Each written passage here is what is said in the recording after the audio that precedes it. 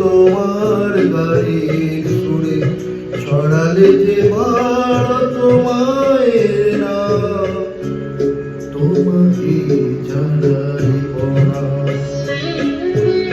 অমর শিল্পী তুমি কিশোর কুমার, তোমাকে জানাই